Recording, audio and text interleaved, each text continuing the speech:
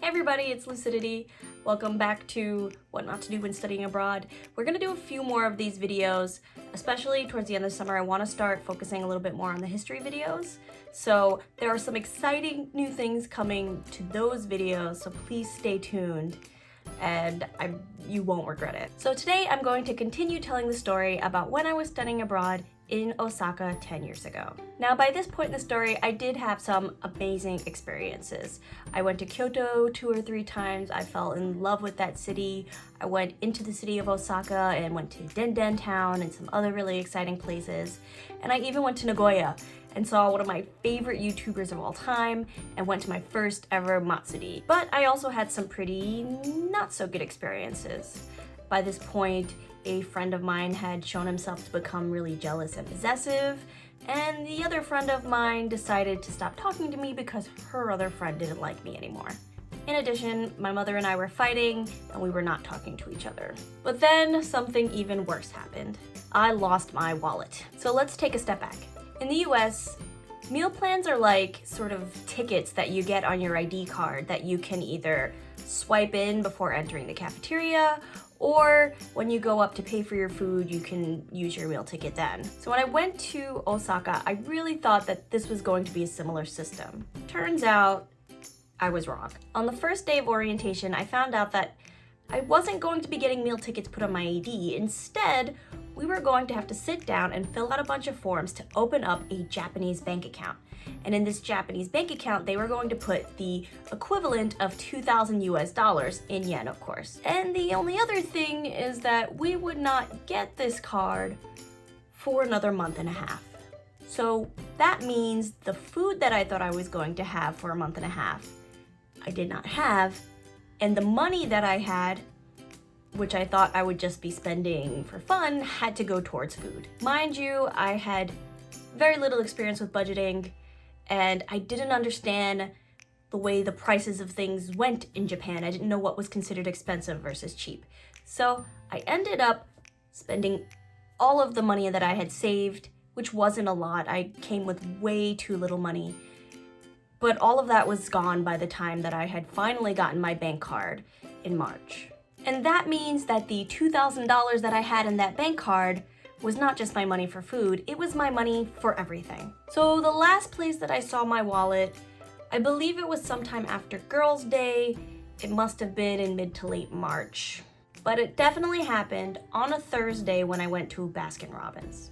So after coming home from Baskin Robbins, I don't think I immediately noticed my wallet was missing. I didn't notice until the next day on Friday. So I checked my bag, I checked my room, I checked the campus where I had just been, and it dawns on me that I must have lost it somewhere around Baskin Robbins. And I go back to Baskin Robbins, and it's not there either. So I come back to campus, and I let the administration know I cannot find my wallet. So the first thing they tell me to do is go to a koban, which is a police box, and tell the police that I've lost this wallet. So I go there. There was one next to the campus. I told them that I lost my wallet. I gave my information and what it looked like, and then I came back to campus. The next thing I told them is that that wallet contained both my American bank card and my Japanese bank card. So I have no access to any money, and I don't have any pocket cash on hand. So they tell me, my only option is that we have a bank book that came with the card.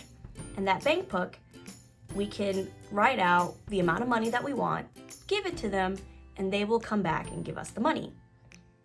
This takes one business day, and it's a Friday, which means the man can leave with the information to get the money for me, but he won't be back until Monday. So that means I have no money for food, because I don't have any food back home in my dorm either, for not just the rest of that day, but the rest of Saturday and the rest of Sunday. Now, I'm incredibly embarrassed. I don't want to tell anybody that I lost my wallet, and I feel like I could stick it out. What ends up happening is by the time I get to Sunday, I am so hungry and struggling so hard that I ask an acquaintance, do you have any change on you? And he says, no, I don't have anything. And then he checks his pockets really quick, and he goes, oh, wait a minute. I found 100 yen. That's roughly equivalent to a US dollar. So I have my 100 yen, and I do the only thing I can do, and I go to the McDonald's on campus, and I buy myself a hamburger.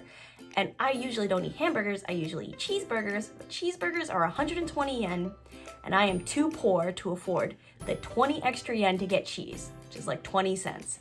And I remember that being kind of devastating.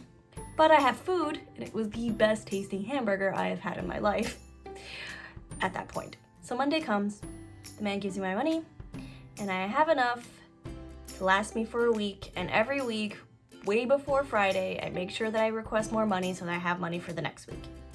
Because you're only allowed to take out a certain amount at a time, I believe. In the end, somewhere in May, a couple months later, and right before I was due to go back home, I get a call from the police. They found my wallet. And I go to the police station, I find my wallet, there it is, it looks pretty beat up. And to my surprise, there is still 20,000 yen, roughly $20, right there in the middle of the wallet, which is a huge testament to how much the Japanese respect personal property. Unless, of course, it's a bicycle or an umbrella, both things that I've gotten stolen from me when I was in Japan, and happens actually pretty frequently. But for the most part, Japanese are really, really good at respecting property, and a lot of people find their wallets with their money still in it. So that's it for today. If you like this video, please like, subscribe, and keep watching. If you didn't like this video, I'm sorry, but please keep watching anyway, because I have the history videos coming out again in another 2 weeks, and they're gonna be even better than they usually are. So I'm excited. I'll see you next week, and bye-bye.